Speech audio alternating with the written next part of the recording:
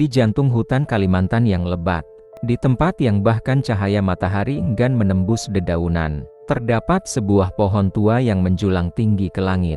Diam, tapi menyimpan berjuta rahasia yang mencekam. Orang-orang di desa menyebutnya pohon terlarang. Tak ada yang tahu pasti siapa yang pertama kali memberinya nama, tapi semua sepakat bahwa pohon itu bukan pohon biasa. Batangnya hitam legam, seperti terbakar oleh api yang tak kunjung padam. Akar-akarnya mencuat keluar dari tanah, melingkar seperti ular yang siap menerkam siapapun yang mendekat. Dan daunnya bergetar meski tak ada angin yang berembus. "Jangan dekati pohon itu," begitu kata Pak Samin, tetua desa. Suaranya lirih, matanya menatap kosong ke arah hutan, seolah melihat sesuatu yang tak bisa dilihat oleh orang lain. "Aku pernah kehilangan adik di sana," ucapnya suatu malam, di depan api unggun yang hampir padam. "Dia cuma masuk sebentar, katanya mau cari burung, tapi yang kembali hanya topinya, basah dan berlumuran darah." Hening sejenak, suara jangkrik pun terasa seperti berhenti. Wajah-wajah di sekitar api unggun pucat, terdiam, tak tahu harus percaya atau takut. "Sejak itu, tak ada yang berani ke sana lagi," lanjut Pak Samin, "karena di sana bukan cuma pohon yang hidup, tapi juga dendam dan arwah yang tak pernah tenang." Malam itu, setelah mendengar cerita Pak Samin, tidak ada satupun pemuda desa yang berani bicara. Bahkan suara api unggun pun seolah melemah, seperti ikut takut mendengar nama pohon terlarang. Namun, selalu ada satu orang yang merasa penasaran lebih besar daripada rasa takut. Namanya Beno, pemuda perantau yang baru 2 minggu tinggal di desa itu. Ia tertawa pelan, menganggap semua cerita Pak Samin hanyalah mitos untuk menakut-nakuti. "Ah, masa iya cuma gara-gara pohon semua orang bisa hilang?" kata Beno sambil tersenyum meremehkan. "Saya pikir, ini cuma cerita buat nakut-nakutin anak kecil." Pak Samin menatapnya tajam, bukan dengan marah, tapi dengan wajah yang sangat serius. "Anak muda," ucap Pak Samin lirih. Suaranya serak seperti daun kering yang terinjak. "Jangan pernah tertawa, kalau kau belum pernah mendengar suara itu." Beno mengernyit. "Suara apa, Pak?" Pak Samin menunduk, matanya mulai berair, dan dari mulutnya hanya satu kata yang keluar, tangisnya. Malam pun berlalu, tapi sebelum tidur, Beno memutuskan berjalan ke tepi hutan. Katanya cuma ingin melihat, tak masuk, hanya di pinggir saja. Ia berdiri di antara semak, mengamati pohon besar yang menjulang di kejauhan, dan saat itulah ia mendengarnya, pelan, dari kejauhan, sebuah suara perempuan menangis, lirih, pilu, dan menusuk hati. Beno mundur pelan, jantungnya mulai berdetak tak karuan, dan tiba-tiba, tangisan itu berubah menjadi tawa perempuan, panjang, dan menggema di antara pepohonan. Beno berlari, langkahnya terhuyung di tanah becek. Napasnya memburu, matanya terus melirik ke belakang, takut ada sesuatu yang mengikutinya. Namun, setiap kali ia berhenti, suara itu kembali muncul, tawa perempuan, yang terdengar begitu dekat, seolah berbisik di telinganya, "Kamu, yang membangunkanku." Suara itu begitu jelas, namun saat Beno menoleh, tak ada siapa-siapa, hanya kabut yang menari, dan bayangan pohon yang bergerak tertiup angin dingin. Beno jatuh terduduk, tangannya gemetar, dan di hadapannya, ia melihatnya, sepasang mata merah, menyala dari balik batang pohon besar. Mata itu tidak berkedip, hanya menatap, dan menatap, langsung ke dalam jiwanya. Beno ingin berteriak, tapi tak ada suara yang keluar. Mulutnya terbuka, namun tenggorokannya terkunci oleh rasa takut yang begitu dalam. Lalu sosok itu muncul perlahan, seorang perempuan berambut panjang, mengenakan kain merah lusuh. Tubuhnya mengambang, dan darah menetes dari ujung rambutnya. "Kau menyentuh tanahku, kau melihat rumahku, kini kau milikku." Di desa, jam menunjukkan pukul 3 dini hari. Pak Samin terbangun dari tidurnya, tubuhnya berkeringat dingin. Ia menggigil, karena dalam mimpinya, ia melihat Beno, berdiri di tengah hutan, dan tertawa, dengan mata menyala merah. Keesokan paginya, Beno ditemukan di tepi hutan, berdiri diam, menatap kosong ke arah pohon besar yang nyaris tak terlihat dari sana. Pakaian yang dikenakannya basah kuyup, lumpur menempel di kedua kakinya, dan matanya tidak seperti biasanya. "Ben," Sapa salah satu warga yang menemukannya. "Kamu gak apa-apa?" Beno menoleh perlahan. Wajahnya pucat, namun bibirnya tersenyum. Tapi bukan senyum yang biasa, melainkan senyum dingin, tanpa rasa. Senyum yang membuat bulu kuduk berdiri. "Dia cantik ya?" ucap Beno pelan. Tanpa ditanya, dia hanya kesepian. Orang-orang bingung. Beno terus bicara sendiri, menggumam tentang seorang wanita berbaju merah yang tinggal di pohon dan suka mendengarkan lagu. "Dia suka nyanyian, Pak," ucap Beno pada Pak Samin. Malam itu ketika warga berkumpul, tapi kalau lagunya berhenti, dia marah. Pak Samin mulai merasa ada yang tidak beres. Beno bukan lagi Beno, tatapannya kosong, suaranya berat.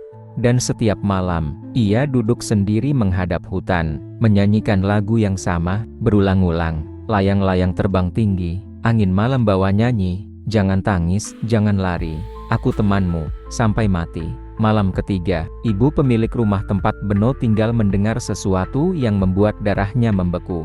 Dari dalam kamar Beno, terdengar dua suara, dua orang yang bernyanyi bersamaan. Tapi saat dilihat, Beno duduk sendiri, menatap jendela, dengan senyum yang kini mulai berubah menjadi seringai. Sejak malam itu, gangguan tak hanya terjadi pada Beno. Warga mulai merasakan sesuatu yang tidak bisa dijelaskan dengan logika. Lampu-lampu rumah tiba-tiba mati pada pukul 3 dini hari. Tepat saat suara Beno menyanyi terdengar dari kejauhan. Tapi anehnya, Beno sedang tidur. Ia tak mungkin bernyanyi, karena semua orang melihatnya sedang terlelap. Wajahnya pucat, dan bibirnya terus bergerak, seolah menggumam sesuatu yang bukan bahasa manusia. Seorang ibu bernama Bu Ratmi mengaku melihat bayangan perempuan bergaun merah berdiri di depan jendela rumahnya, padahal rumahnya jauh dari hutan, jauh dari pohon terlarang. Dia berdiri diam, nggak ngapa-ngapain, tapi matanya, Bu Ratmi menangis saat menceritakan itu. Matanya merah menyala, seperti membakar saya dari dalam. Kejadian demi kejadian aneh pun terus terjadi. Anak-anak kecil menangis tanpa sebab. Ternyata mereka semua melihat ibu-ibu berbaju merah yang tersenyum, tapi tidak punya bola mata. Seorang pemuda bahkan ditemukan pingsan di kebun belakang rumah, dengan tangan menggenggam bunga Kamboja, dan telinganya mengeluarkan darah. Pak Samin akhirnya bicara di balai desa. Suara beliau tegas tapi gemetar. "Ini bukan lagi tentang Beno," ucapnya, "ini sudah menjalar. Dia kuntilanak merah itu sudah keluar dari hutan, dan dia tidak akan berhenti sampai kita melakukan satu hal." "Apa itu, Pak?" tanya warga. Pak Samin menatap ke langit, lalu berbisik pelan, "Mengembalikan apa yang sudah dia jaga." Pak Samin akhirnya membawa beberapa warga terpilih untuk kembali ke hutan, ke pohon yang selama ini hanya mereka pandangi dari jauh. Sekarang harus mereka hadapi, karena kuntilanak merah sudah tidak lagi tinggal diam. Sebelum berangkat, Pak Samin hanya berkata satu kalimat, "Kalau kalian takut, pulanglah sekarang, karena yang kita temui nanti bukan hanya hantu, tapi luka yang sudah lama tak berdarah." Tiba di lokasi, kabut menyambut mereka, dingin menusuk tulang meski waktu baru menunjukkan jam 4 sore. Langit mendung, dan angin berputar-putar hanya di sekitar pohon besar itu. Pohon itu berdiri diam, tapi hawa dari batangnya seperti bernapas, berat, dan penuh amarah.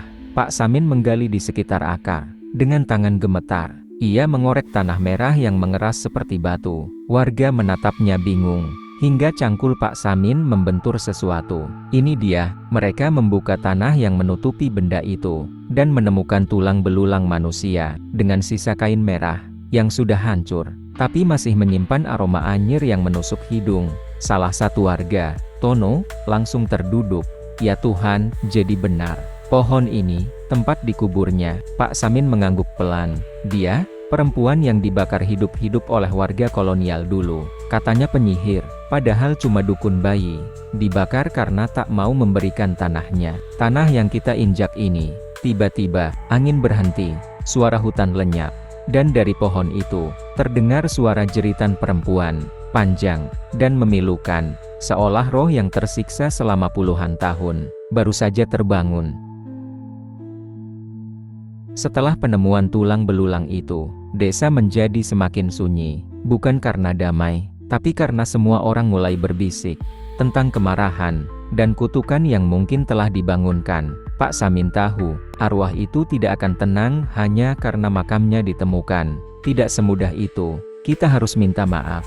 Dengan cara yang dia fahami, ucap Pak Samin dengan tatapan kosong. Bukan dengan doa, tapi dengan darah. Warga terdiam. Beberapa mulai mundur. Namun malam itu, 7 orang akhirnya berkumpul di pinggir hutan, membawa sesajen lengkap. Kembang 7 rupa, telur ayam hitam, dan seutas benang merah. Pak Samin memimpin ritual. Ia membaca mantra lama, yang hanya diucapkan saat memanggil roh penjaga hutan. Lidahnya bergetar, tangannya berlumur tanah dan air bunga. Tiba-tiba, udara menjadi berat. Burung-burung berhenti berkicau. Anjing-anjing di desa menggonggong ke arah hutan, seolah melihat sesuatu yang tak kasat mata. Dan di depan mereka, kabut menggumpal menjadi wujud. Sosok wanita muncul dari balik batang pohon, rambutnya panjang menjuntai, gaun merahnya robek dan terbakar di beberapa bagian, kulitnya pucat penuh luka terbuka, dan matanya menyala merah darah. Ia tidak bicara, hanya berdiri, menatap satu persatu orang yang hadir. Lalu ia menunjuk, tepat ke arah Tono, pria yang menggali makamnya siang tadi. Bukan aku yang bunuh kau, teriak Tono panik. Aku bahkan belum lahir waktu itu, tapi roh itu tetap menunjuk. Mulutnya membuka perlahan, dan dari tenggorokannya terdengar suara tangis bayi. Warga lari tunggang langgang.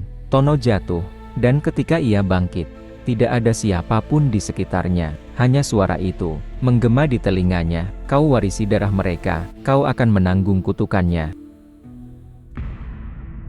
Setelah malam ritual itu, desa tak lagi sama. Hawa dingin tak pernah benar-benar pergi. Walau matahari bersinar terang, angin membawa bisikan, dan setiap rumah mulai dihantui oleh mimpi yang sama. Pak Darto, seorang petani tua, berteriak keras dalam tidurnya. Istrinya berusaha membangunkannya, namun matanya terus tertutup, dan tubuhnya kejang, seolah sedang dicekik oleh sesuatu yang tak terlihat.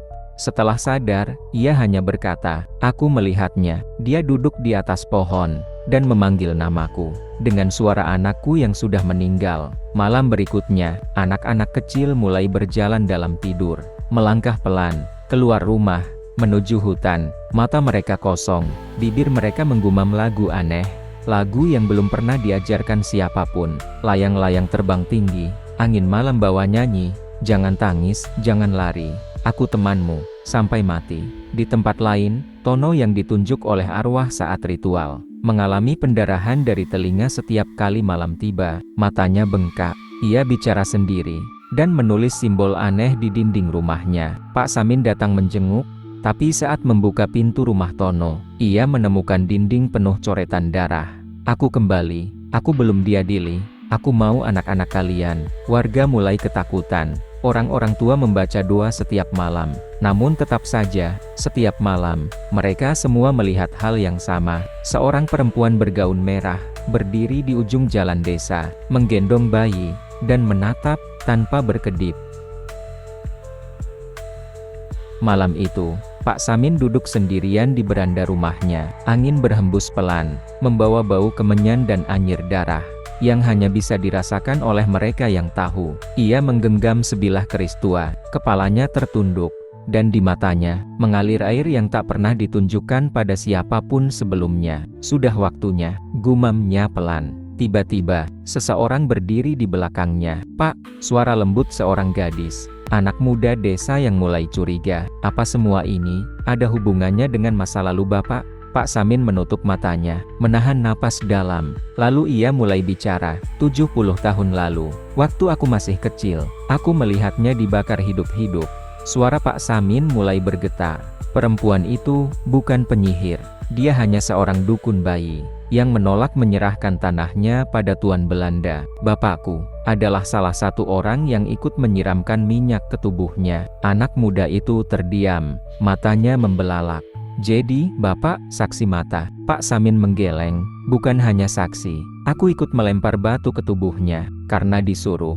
Waktu itu aku tidak tahu, aku pikir aku menyelamatkan kampungku. Tapi ternyata, aku ikut membakar jiwa yang tak berdosa." Angin malam tiba-tiba berhenti. Suasana menjadi dingin. dan lampu minyak di depan rumah padam dengan sendirinya. Pak Samin menatap hutan di kejauhan, dan di antara kabut, dia melihat sosok yang sangat ia kenal, berdiri dengan gaun merah terbakar, menggendong bayi yang menangis. "Maafkan aku," bisiknya, "tapi aku tahu, permintaan maafku tak akan cukup." Pagi itu, langit desa tampak kelabu, walau matahari seharusnya sudah muncul sejak 2 jam yang lalu. Pak Samin berdiri di depan balai desa, mengenakan pakaian serba putih, membawa keris warisan ayahnya, dan satu kain kafan di tangannya. "Aku sudah terlalu tua untuk bersembunyi dari masa lalu," ucapnya di depan warga yang berkumpul, dengan wajah bingung dan takut. "Dosa kami bukan hanya membakar tubuhnya, tapi membakar harapannya, dan membiarkan dendamnya tumbuh di dalam akar pohon itu." Seorang warga berteriak, "Jadi, apa maksud Bapak sekarang mau ke hutan sendirian?" Pak Samin menatap mereka, tenang, tapi matanya seperti menyimpan hujan bertahun-tahun yang tak pernah jatuh. "Aku akan menyerahkan diriku, agar pohon itu tak menelan anak-anak kita." Warga panik. Beberapa mencoba mencegah, namun Pak Samin tetap berjalan, langkahnya pelan, tapi pasti, menuju pohon angker di tengah hutan Kalimantan. Saat tiba di bawah pohon, kabut mulai menebal, udara menjadi sangat dingin, dan tanah di bawah kakinya terasa seperti berdenyut. Pak Samin membuka kain kafan, dan membentangkannya di tanah. Lalu ia berlutut, membuka keris, dan menancapkannya tepat di atas bekas galian makam perempuan itu. "Datanglah, aku siap. Jika ini bisa menebus dosa kami, ambil aku saja." Beberapa detik berlalu, tak ada suara, tak ada angin, hanya keheningan yang menggantung. Tapi kemudian, dari akar pohon, keluar tangan pucat dengan kuku panjang, menyentuh ujung kain kafan, dan di balik kabut, sosok kuntilanak merah perlahan muncul, tak melayang, tapi merayap di tanah seperti ular. Matanya menatap Pak Samin, bibirnya menyeringai. "Kau pikir semudah itu? Dosa 70 tahun, tak cukup ditebus dengan 1 jiwa." Setelah Pak Samin melakukan pengorbanannya, desa berharap semuanya selesai. Tapi harapan itu, ternyata hanya ilusi. Keesokan paginya, suara tangisan pecah dari rumah-rumah warga. 3 anak hilang, lenyap, tanpa jejak. Pintu masih terkunci dari dalam, namun tempat tidur mereka kosong. Di ladang, seorang petani ditemukan tak bernyawa, matanya terbuka lebar, dan mulutnya menganga seperti sedang menjerit. Namun tak ada suara yang pernah keluar dari tubuhnya lagi. Tulang-tulang jari tangannya patah semua, seolah mencoba mencengkeram tanah terakhir kalinya. Warga kini benar-benar ketakutan. Doa-doa tak lagi cukup. Pendeta dan ustadz dipanggil dari kota. Air suci disiramkan ke tiap sudut desa, namun malam tetap menelan mereka satu persatu. Diam-diam, tapi pasti, Pak Samin masih hidup, tapi tubuhnya lumpuh. Ia hanya bisa menatap langit-langit rumah, dengan mata kosong, dan air liur menetes dari mulutnya. Ia seperti kehilangan jiwanya. Setelah menatap mata kuntilanak merah dari jarak begitu dekat, warga mulai menyadari, ini bukan sekadar kutukan, ini pembersihan. Arwah itu tidak hanya ingin balas dendam, ia ingin menghapus keturunan orang-orang yang menyakitinya. Dia akan mengambil semua, kata Bu Ratmi dengan suara bergetar. Anak-anak, cucu, dan siapapun yang hidup di atas tanah pohon itu. Malam hari, suara nyanyian kuntilanak merah terdengar lebih jelas. Layang-layang terbang tinggi, angin malam bawa nyanyi, "Jangan tangis, jangan lari, aku temanmu, sampai mati." Di tengah gelapnya teror, di saat semua orang mulai kehilangan harapan, tiba-tiba muncul satu sinar kecil dari seorang anak laki-laki bernama Gilang. Umur 7 tahun, pendiam, dan sering dianggap aneh. Gilang mulai berbicara, tapi bukan pada orang-orang. Ia bicara pada udara, pada tanah, dan pada kabut. "Ibu itu tidak jahat," ucap Gilang sambil menatap pohon dari kejauhan. "Dia cuma kangen anaknya." Warga awalnya mengira Gilang kerasukan, tapi ibunya, Bu Ningsih, justru gemetar. Gilang, sejak umur 3 tahun, dia sering bicara sendiri, dan menyebut nama yang sama. "Siapa?" tanya Pak Lurah. Bu Ningsih menelan ludah. "Nyi Ranti." Semua terdiam. Itu adalah nama kuntilanak merah. Nama asli perempuan yang dibakar hidup-hidup 70 tahun lalu. Gilang kemudian menunjukkan sesuatu. sebuah kalung dari benang merah, yang ia temukan sendiri, di balik akar pohon. Ini milik anaknya, katanya pelan. Dia minta dikembalikan. Malam itu, Gilang bermimpi. Dalam mimpinya, ia berada di bawah pohon besar, dan di hadapannya, berdiri sosok perempuan bergaun merah. Tapi kali ini, tidak menyeramkan. Wajahnya tenang, matanya berair, dan tangannya menggenggam kalung yang sama. Bilang pada mereka, ucapnya pada Gilang, aku tidak ingin mereka mati. Aku hanya ingin dikenang, bukan dilupakan dan dikubur dalam dusta. Esok harinya, Gilang bangun, dan berkata pelan pada ibunya. Ibu itu, belum ingin pergi, karena tak ada satupun orang yang menyebut namanya dengan benar. Hari itu, seluruh warga desa berkumpul di depan pohon angker. Bukan untuk ritual kematian, bukan untuk pengusiran roh, tapi untuk sesuatu yang lebih dalam, pengakuan. Gilang berdiri di tengah lingkaran warga. Di tangannya, kalung benang merah itu terikat erat. Ia tak menangis, wajahnya tenang, seperti tahu bahwa hari itu, bukan dirinya yang berbicara, tapi jiwa yang lebih tua, yang tinggal dalam diam selama puluhan tahun. Namanya bukan hantu, ucap Gilang, lantang. Namanya, Nyi Ranti. Suasana hening, kabut pelan-pelan menyelimuti sekitar. Pohon besar itu bergetar, pelan, seperti merespons. Pak Lurah maju selangkah, dengan suara berat, dan mata berkaca-kaca. Nyi Ranti, kami, mewakili desa ini, meminta maaf, karena telah membakar tubuhmu, karena telah membunuh kebenaran, karena kami telah melupakanmu. Satu persatu warga mengikuti, lelaki, perempuan, anak-anak. Semuanya memanggil namanya, seolah nama itu adalah mantra pemurni luka sejarah. Nyi Ranti, maafkan kami ingat siapa dirimu. Dan tiba-tiba, angin berhenti, kabut merah naik ke atas pohon, membentuk siluet tubuh wanita, yang tersenyum, dan menangis. Di matanya ada kelegaan, di tangannya kalung merah yang kini bersinar, dan di belakangnya, bayangan seorang bayi kecil muncul. Tersenyum, menyatu dalam pelukannya. Sosok itu menatap Gilang, tersenyum, lalu perlahan memudar, bersama kabut, dan suara lembut yang terakhir kali terdengar. Terima kasih, kalian telah memanggilku, dengan nama yang utuh.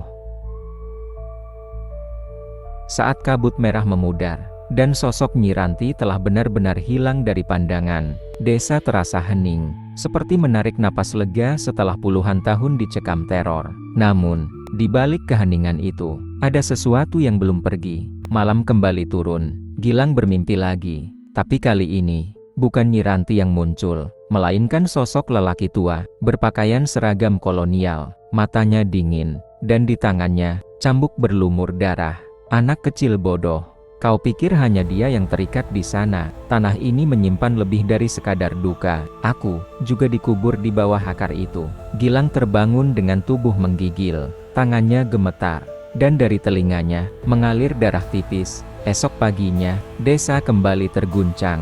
Pohon besar yang semula diam, tiba-tiba retak, dan dari dalam batangnya keluar asap hitam pekat, disertai suara jeritan, bukan tangisan perempuan, tapi suara laki-laki yang penuh amarah.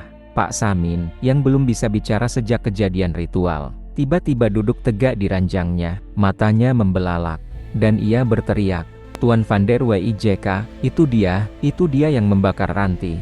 Semua orang bingung, tapi Gilang tahu, dendam yang satu ini bukan soal pengakuan, melainkan soal pembalasan. Arwah Tuan Van der Wijk, mantan pemilik tanah kolonial yang dulu membakar Nyi Ranti hidup-hidup, ternyata ikut terikat di pohon itu, terkubur bersama kutukan, dan kini, ia bangkit, bukan untuk menuntut keadilan, tapi untuk melanjutkan kekejaman. Langit desa menghitam, lebih gelap dari malam manapun yang pernah mereka alami. Angin menderu seperti raungan binatang, dan dari pohon yang retak, asap hitam membentuk wujud pria kejam. Tuan Van der Wijk, warga ketakutan. Teriakan mereka bercampur dengan suara kaca pecah. Pintu terbuka sendiri, dan api yang menyala dari tanah. Desa seolah dihantam murka dari masa lalu. Tapi di tengah kekacauan itu, Gilang melangkah maju, sendirian. Tubuh kecilnya gemetar, namun matanya tetap menatap tajam ke arah arwah penjajah itu. Berhenti, ucap Gilang pelan. tanah ini bukan milikmu lagi. Arwah itu tertawa, suara tawa berat dan bergema, hingga pohon-pohon bergetar. Siapa kau, bocah kecil, yang berani bicara padaku? Gilang merogoh kantongnya, mengangkat kalung benang merah yang kini terikat bunga Kamboja putih.